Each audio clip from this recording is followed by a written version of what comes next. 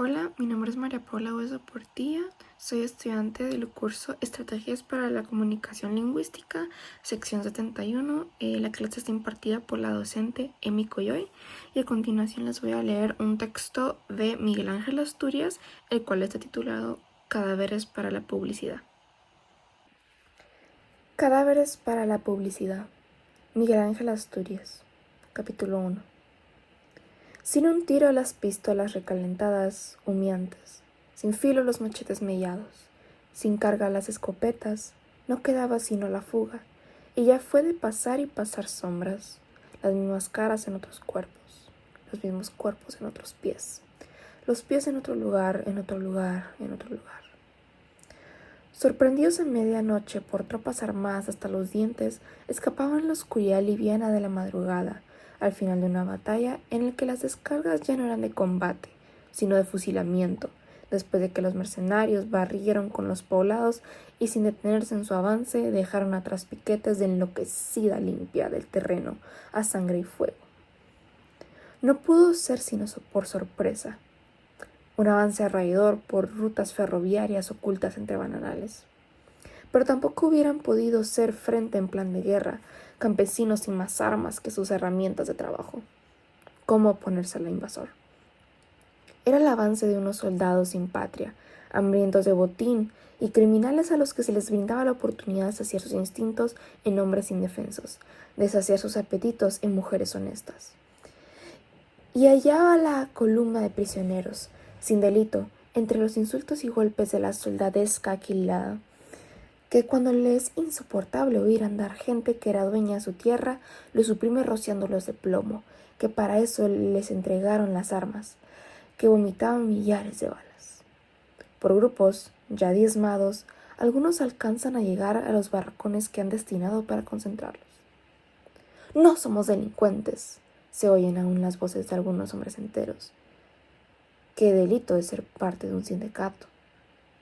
«Nadie nos va a callar. Así, papo, si no hemos hecho nada». La compañía.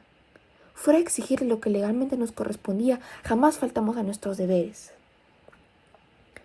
La sed y el calor los quebraba. Cada vez eran más en los estrechos barracones. No tenían ni dónde moverse. Se quejaron.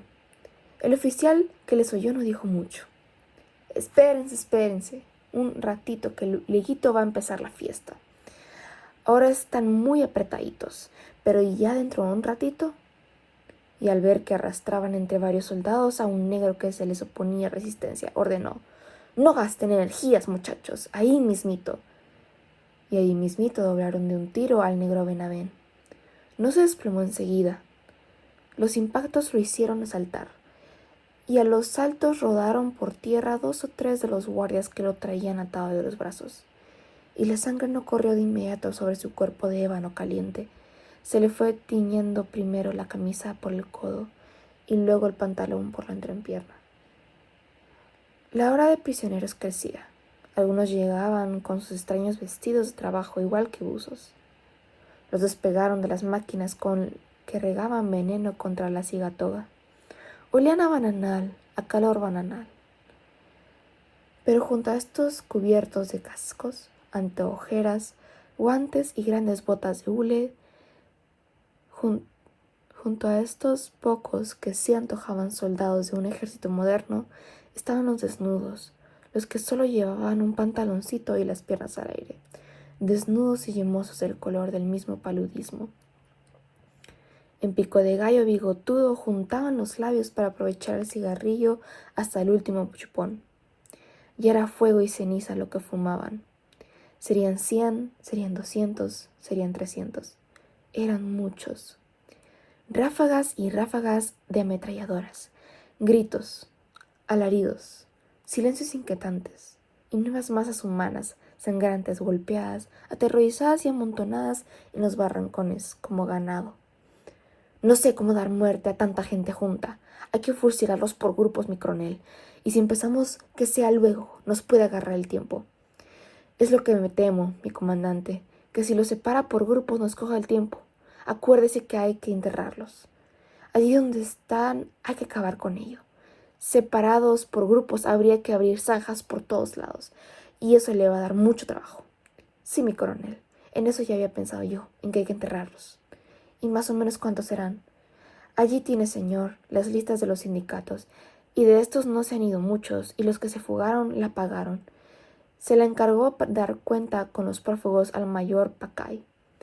Es verdad que Pacay es especialista. Este texto y el fragmento que les acabo de leer me pareció muy impactante porque refleja la crudeza y el dramatismo con el cual Miguel Ángel Asturias denunciaba la violencia y la deshumanización de las personas. Lo que más me llamó la atención fue la manera en la que convierte a los cadáveres en símbolos de una sociedad la cual está marcada por la explotación y la indiferencia.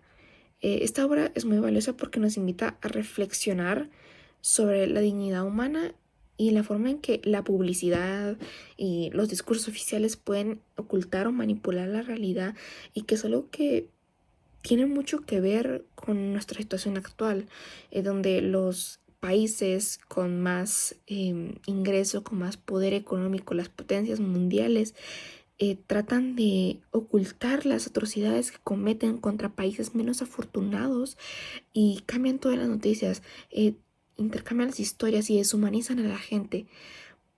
Es algo que quiero resaltar mucho, y es algo que ha pasado siempre a lo largo de la historia humana, que es nosotros versus ellos. Y es algo que se usa mucho hoy en día. Y no solamente es algo que se usa mucho hoy en día, sino que se usa desde hace años y años, siglos, décadas, siglos, incluso, o sea, milenios, podría decir. No, milenios no, pero es muy impactante ver eso.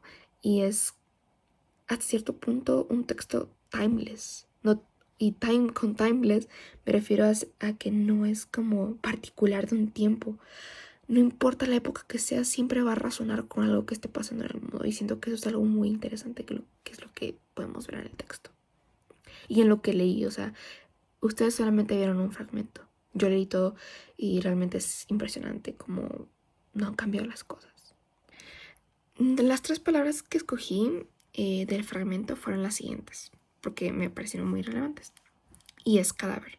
Y según el diccionario de la lengua española, significa cuerpo muerto de una persona. En el texto, esta palabra es muy central porque representa no solamente la muerte, sino la violencia y la pérdida de humanidad que pasa en las guerras y en los conflictos. La segunda que me resaltó nomás leer el título fue publicidad, la cual el diccionario la define como la divulgación de noticias o anuncios de carácter comercial para atraer al público. En el cuento, esta palabra nos brinda como un matiz de crítica, pues nos muestra que como incluso la muerte se puede utilizar para el espectáculo, para la propaganda y todas estas cosas. Y recalentadas, que creo que la mayoría cuando vemos recalentados, esa palabra es como que muy de que, comida. Pero según, bueno, viéndonos un poco del significado y la definición que le da el diccionario, dice que se ha vuelto a calentar. Y en el relato se aplica bastante como a las armas de fuego, a las pistolas, lo cual nos transmite la idea de que es una violencia repetitiva, que pasa, nunca termina. Es como un ciclo imparable que no se detiene, y es realmente algo muy cierto y que me parece una buena analogía que nos da Miguel Ángel Asturias, porque eso pasa con la violencia, especialmente cuando no aprendemos de nuestro pasado y no aprendemos de nuestros errores. Es algo que se repite y se recalienta. Con la lectura y con el comentario concluyo mi presentación del texto Cadáveres para la publicidad de Miguel Ángel Asturias. Espero que esta experiencia motive a todas las personas a seguir como leyendo y explorando la literatura guatemalteca. A mí definitivamente esta canción me ha llamado la atención por primera vez a leer algo de Miguel Ángel Asturias, que yo siempre lo había tenido como mi radar, obviamente siendo guatemalteca y todo eso, pero creo que es la primera vez que realmente me interesa seguir leyendo cosas de Miguel Ángel Asturias. Y creo que también resaltar algo sobre el tema del fragmento que yo leí es que es muy importante denunciar la violencia que experimentamos, no solamente en nuestro país, sino en otros lugares, la violencia que presenciamos como sociedad, como individuos, como personas, porque de esta manera podemos lograr un cambio que transforme nuestra realidad y tal vez algún día llegar a ser un mundo mejor en el que ya no pasen estas cosas, o al menos que no sean ignoradas como lo son hoy en día. Muchas gracias.